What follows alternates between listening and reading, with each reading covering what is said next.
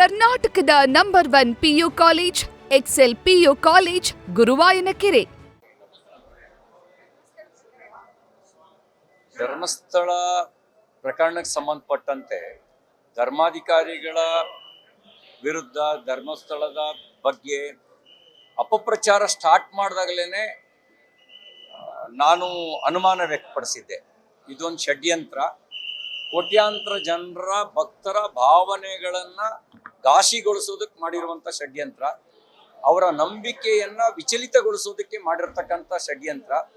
ಧರ್ಮಾಧಿಕಾರಿಗಳನ್ನು ನಡೆದಾಡುವ ದೇವರು ಅಂತ ಭಾವಿಸ್ತಾರೆ, ಆ ಒಂದು ಭಾವನೆಯನ್ನು ದುರ್ಬಲಗೊಳಿಸೋದಕ್ಕೆ ಮಾಡಿರುವ ಷಡ್ಯಂತ್ರ ಅಂತಕ್ಕಂಥ ಮಾತನ್ನು SIT ರಚನೆಗೆ ಮುಂಚೆನೇ ನಾನು ಹೇಳಿದ್ದೆ. ಆ ಸಂದರ್ಭದಲ್ಲಿ ನನ್ನ ಮಾತನ್ನು ಭಾಳ ಜನ ಟೀಕೆ ಮಾಡಿದ್ರು ಸೋಷಿಯಲ್ ಮೀಡಿಯಾದ ಮೂಲಕ.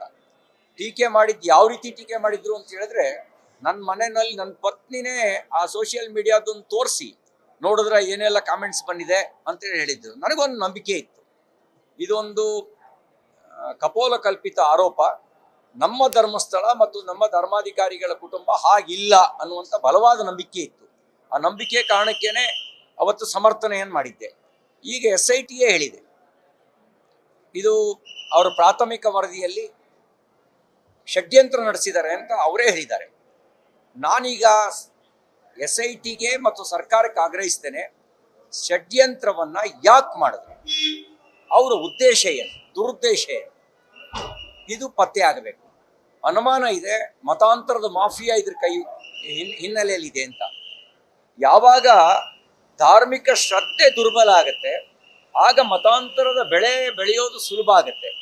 ಆ ಕಾರಣಕ್ಕೆ ಮತಾಂತರದ ಮಾಫಿಯಾ ತೆರೆಮರೆಯಲ್ಲಿ ಇದ್ರ ಹಿನ್ನೆಲೆಯಲ್ಲಿ ಕೆಲಸ ಮಾಡಿದೆ ಅಂತಕ್ಕಂಥ ಅನುಮಾನ ಇದೆ.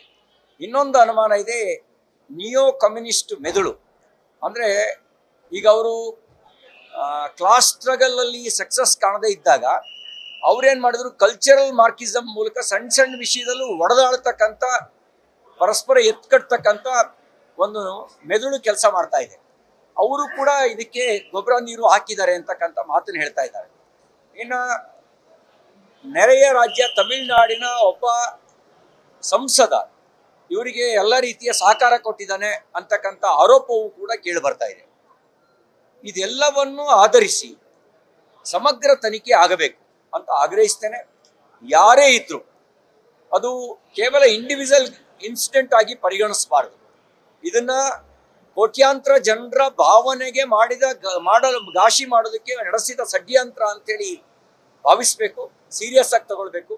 ನಾನು ಸರ್ಕಾರಕ್ಕೂ ಕೂಡ ಒಂದು ಮಾತನ್ನು ಹೇಳಕ್ಕೆ ಬಯಸ್ತೇನೆ, ನೀವು ಬುರ್ಡೆ ಗ್ಯಾಂಗನ್ ಮಾತನ್ನ ನಂಬಿದ್ರಿ, ಅವ್ರು ಹೇಳಿದ ಕಡೆಗೆಲ್ಲ ಆಗಿದ್ರಿ. ಕೆಲವು ಅಂತಾರಾಷ್ಟ್ರೀಯ ಸುದ್ದಿವಾಹಿನಿಗಳು ಕೂಡ ರೋಚಕ ಸುದ್ದಿಯಾಗಿ ಇದನ್ನ ಮಾಡಿಬಿಟ್ಟು ಸೋಷಿಯಲ್ ಮೀಡಿಯಾಗಳಲ್ಲಿ ಅಪಪ್ರಚಾರ, ಪುಂಖಾನುಪುಂಖ ಅಪಪ್ರಚಾರವೇ ನಡೀತು. ಅವತ್ತು ನೀವು ಯೋಚನೆ ಮಾಡಬೇಕಿತ್ತು, ಧರ್ಮಸ್ಥಳದ ಹಿನ್ನೆಲೆಯನ್ನು ಅರಿತು ನೀವು ನಿರ್ಣಯ ತೆಗೆದುಕೊಳ್ಬೇಕಾಗಿತ್ತು. ಆದರೆ ನಿಮಗೆ ಬುರ್ಡೆ ಗ್ಯಾಂಗಿನ ಮೇಲೆ ವಿಶ್ವಾಸ ಜಾಸ್ತಿ ಇತ್ತು.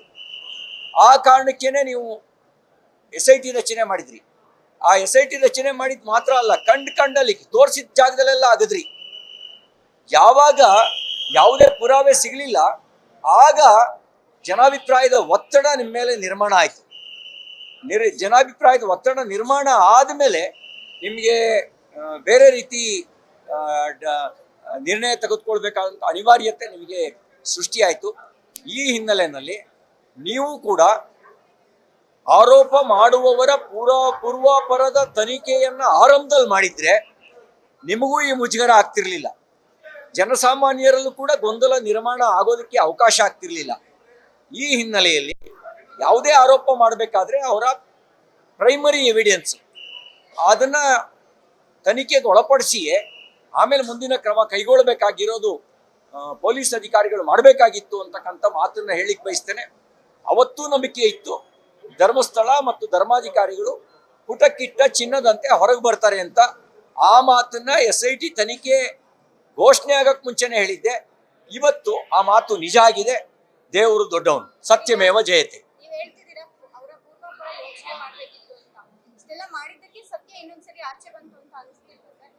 ನೋಡಿ, ನೀವು ಸಿಂಪಲ್ ಸುಜಾತ ಭಟ್ ಅನ್ನುವಂತ ಒಬ್ರು ಬಹುಶಃ 60 ವರ್ಷದ ಆಸುಪಾಸಿನವ್ರು ಆರೋಪ ಮಾಡಿದ್ರು. ನನ್ನ ಮಗಳು ಅನನ್ಯ ಭಟ್ ಮಣಿಪಾಲ್ನಲ್ಲಿ ಮೆಡಿಕಲ್ ಕಾಲೇಜು ಮೆಡಿಕಲ್ ಓದ್ತಾ ಇದ್ಲು. ಅವಳು 20 ವರ್ಷದ ಹಿಂದೆ ಧರ್ಮಸ್ಥಳಕ್ಕೆ ಬಂದವಳು ನಾಪತ್ತೆ ಆದ್ಲು ಅಂತ ಹೇಳಿದ್ರು. ಸಿಂಪಲ್. ಆಕೆಗೆ ಸುಜಾತ ಭಟ್ಗೆ ಮಗಳು ಇದ್ಲ, ಮೆಡಿಕಲ್ ಓದ್ತಾ ಇದ್ಲ, ಅಷ್ಟು ತಿಳ್ಕೊಂಡಿದ್ದು ಸಾಕಿತ್ತು. ಆವಾಗ ನೀವು SIT ಬೇಕಾಗಿರಲಿಲ್ಲ. ಆ ಸುಜಾತ ಭಟ್ಗೆ ಬಾಯಿ ಬಿಡಿಸಿದ್ರೆ ಈ ಗ್ಯಾಂಗಿನ ಸಂಚೆಲ್ಲ ಹೊರಗೆ ಬರ್ತಿತ್ತು. ಆ ಕೆಲಸ ಒಂದು ಸಾಮಾನ್ಯ ಜ್ಞಾನ ಇರುವವರು ಯೋಚನೆ ಮಾಡಬೇಕಾದಂಥದ್ದನ್ನು ಮಾಡಲಿಲ್ಲ. ಅದಕ್ಕೆ ನಾನು ಹೇಳಿದೆ, ಬುರ್ಡೆ ಗ್ಯಾಂಗು ರೋಚಕ ಸ್ಟೋರಿ. ಅದರಲ್ಲಿ ಕಂಡದ್ದೆಲ್ಲ ಆಗದು ನೋಡಿದಾಗ ಖಳನಾಯಕರೇ ಹೀರೋಗಳಾಗ್ಬಿಟ್ಟಿದ್ರು, ಹೀರೋಗಳು ಖಳನಾಯಕರಾಗ್ಬಿಟ್ಟಿದ್ರು. ಒಂದು ಧಾರ್ಮಿಕ ಶ್ರದ್ಧೆ, 7-8 ತಲೆಮಾರುಗಳ ಶ್ರದ್ಧೆ ಅದು ಧರ್ಮಸ್ಥಳದ ಬಗ್ಗೆ. 7-8 ತಲೆಮಾರು ಆ ಶ್ರದ್ಧೆಯನ್ನ ಅನುಮಾನ ಹುಟ್ಟಾಕಿ ಅಲುಗಾಡಿಸೋ ಪ್ರಯತ್ನ ಮಾಡ್ತಾರೆ ಅಂತ ಹೇಳಿದ್ರೆ, ಎಷ್ಟೋ ಜನ ನನ್ನೇ ಕೇಳಿದ್ದಾರೆ, ಏನ್ ಮಾರೆ ಆ ಧರ್ಮಸ್ಥಳದ್ದು ಅಂತ ಕೇಳಿದ್ದಾರೆ. ಅಂದ್ರೆ ಏನ್ ಮಾರೆ ಆ ಧರ್ಮಸ್ಥಳದ್ದು ಅಂದ್ರೆ ಅನುಮಾನ ಅವರಿಗೆ. ಅದಿದೆಯಲ್ಲ, ಅದು ಷಡ್ಯಂತ್ರ.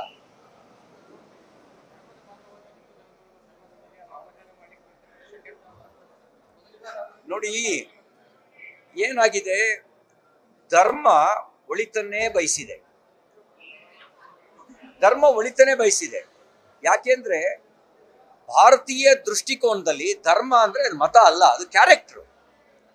ಒಳ್ಳೆಯ ಕ್ಯಾರೆಕ್ಟರ್ಗೆ ಸದ್ಧರ್ಮ ಅಂತ ಹೇಳ್ತೀವಿ, ಕೆಟ್ಟ ಕ್ಯಾರೆಕ್ಟರ್ಗೆ ಅಧರ್ಮ ಅಂತ ಹೇಳ್ತೀವಿ. ಅದು ಕ್ಯಾರೆಕ್ಟರ್. ಅಲ್ಲಿ ಜಾತಿಯ ಕಾರಣಕ್ಕೆ ದೊಡ್ಡವನಾಗಲ್ಲ. ರಾವಣ ಹುಟ್ಟಿನಲ್ಲಿ ಬ್ರಾಹ್ಮಣ, ಆದ್ರೆ ಸೀತೆ ಅಪಹರಣ ಮಾಡಿದ ಕಾರಣಕ್ಕೆ ಅವನು ಅಧರ್ಮಿಯಾದ. ಅದು ಕ್ಯಾರೆಕ್ಟರ್ನ ಪ್ರತಿನಿಧಿಸೋದು ಧರ್ಮ. ದುರ್ದೈವ ಏನಾಗ್ಬಿಟ್ಟಿದೆ, ಈಗ ಕ್ಯಾರೆಕ್ಟರ್ ಜಾಗದಲ್ಲಿ ಅದು ಮತಗಳು ಪ್ರತಿನಿಧಿಸ್ತಾ ಇದ್ದಾವೆ. ಮತಗಳು ಧರ್ಮ ಆಗ್ಲಿಕ್ಕೆ ಸಾಧ್ಯ ಇಲ್ಲ. ಭಾರತದಲ್ಲಿ ಧರ್ಮ ಅನ್ನುವಂಥದ್ದು ಅದು ಕ್ಯಾರೆಕ್ಟರ್. ಅದು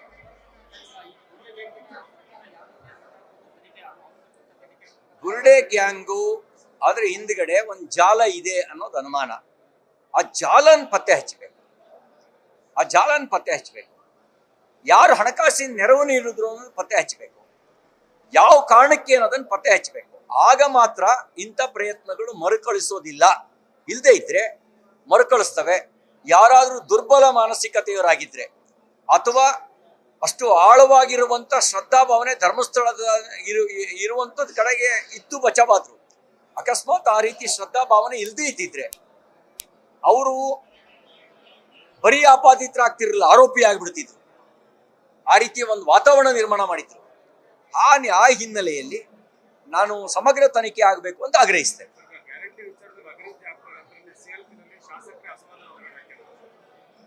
ನೋ ಡೌಟ್. ನಿಮ್ಗೆ ಯಾರಿಗಾರು ಅನುಮಾನ ಇದೆಯಾ?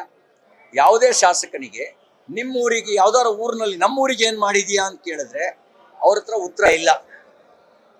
ಹಳ್ಳಿಗಳಿಗೆ ಮುಂಚೆ 4 ಬಸ್ ಬರ್ತಿದ್ದ ಕಡೆಗೆ ಈಗ 2 ಬಸ್ಸು. ಆ ಬಸ್ನಲ್ಲೂ ದುಡ್ಡು ಕೊಡೋರಿಗೆ ಜಾಗನೇ ಇಲ್ಲ, ದುಡ್ಡು ಕೊಡದೇ ಇದ್ದವ್ರಿಗೆ ಗೌರವ ಇಲ್ಲ. ಆ ರೀತಿ ನಡ್ಕೊಳ್ತಾ ಇದೆ. ಎಷ್ಟೋ ಜನ ತಾಯಂದ್ರು ಹೇಳಿದ್ದಾರೆ, ನಾವು ಪುಕ್ಷಟ್ಟೆ ಕೇಳಿರ್ಲಿಲ್ಲ, ನಮ್ಗೆ ಪುಕ್ಷಟ್ಟೆ ಅಂತ ಹೇಳಿ ಮರ್ಯಾದೆನೂ ಇಲ್ದಂಗೆ ಮಾಡಿದ್ದೀರಿ ಅಂತ ಹೇಳಿದ್ದಾರೆ. ಇನ್ನ ಗೃಹಲಕ್ಷ್ಮಿ 1 ತಿಂಗಳು ಬರುತ್ತೆ, 3 ತಿಂಗಳು ಬರಲ್ಲ. ಬರಬೇಕು ಅಂದ್ರೆ ಎಲೆಕ್ಷನ್ನೇ ಬರಬೇಕು, ಹಬ್ಬನೇ ಬರಬೇಕು. ತಿಂಗಳು ಬರಲ್ಲ. ಕೆಲವರಿಗೆ ಬರುತ್ತೆ, ಕೆಲವರಿಗೆ ಬರಲ್ಲ. ಇದೆಲ್ಲವೂ ಕೂಡ ಜನಸಾಮಾನ್ಯರು ಹೇಳುವ ಕತೆ. ಇದು ಅಭಿವೃದ್ಧಿ ಕೆಲಸ ಇಲ್ಲ. ಗ್ಯಾರಂಟಿಯ ನೆಪದಲ್ಲಿ ಎಲ್ಲ ಅಗತ್ಯ ವಸ್ತುಗಳ ಬೆಲೆ ಏರಿಕೆ ಮಾಡಿದ್ದಾರೆ. ಯಾವುದನ್ನು ಬಿಟ್ಟಿದ್ದಾರೆ ಹೇಳಿ? ಯಾವ ಬೆಲೆ ಏರಿಸೋದನ್ನು ಬಿಟ್ಟಿದ್ದಾರೆ ಹೇಳಿ? ಗ್ಯಾರಂಟಿ ನೆಪದಲ್ಲಿ ಇದೆಲ್ಲದರ ಬೆಲೆ ಏರಿಕೆ ಮಾಡಿದ್ದಾರೆ. ಅದ್ರ ಬೇರೆ ಜನ ಅನುಭವಿಸ್ತಾ ಇದ್ದಾರೆ. ಇದ್ರ ಜೊತೆಗೆ ಭ್ರಷ್ಟಾಚಾರಕ್ಕೆ ಲೈಸೆನ್ಸ್ ತಗೊಂಡ್ಬಿಟ್ಟಿದ್ದಾರೆ. ಕದ್ದು ಮುಚ್ಚಿ ಭ್ರಷ್ಟಾಚಾರ ಅಲ್ಲ, ಭ್ರಷ್ಟಾಚಾರಕ್ಕೆ ಲೈಸೆನ್ಸು. ಡೋಂಟ್ ಕೇರ್, ನಾನು ಕೊಟ್ಟೇ ಬಂದಿದ್ದೀನಿ ಅಂತ ಹೇಳ್ತಾನೆ. ಎಲ್ಲ ಕೆಳ ಹಂತದ ಅಧಿಕಾರಿಯಿಂದ ಹಿಡಿದು ಮೇಲ್ಮಟ್ಟದ ಅಧಿಕಾರಿಯವರೆಗೆ ಇದೆಲ್ಲದರಿಂದ ಬೇಸತ್ತಿದ್ದಾರೆ. ಆಡಳಿತ ಪಕ್ಷದ ಶಾಸಕರಿಗೆ ಅಸಮಾಧಾನ ಇರಬೇಕಾದ್ರೆ ಜನಸಾಮಾನ್ಯರಲ್ಲಿ ಆಕ್ರೋಶ ಇರುತ್ತೆ.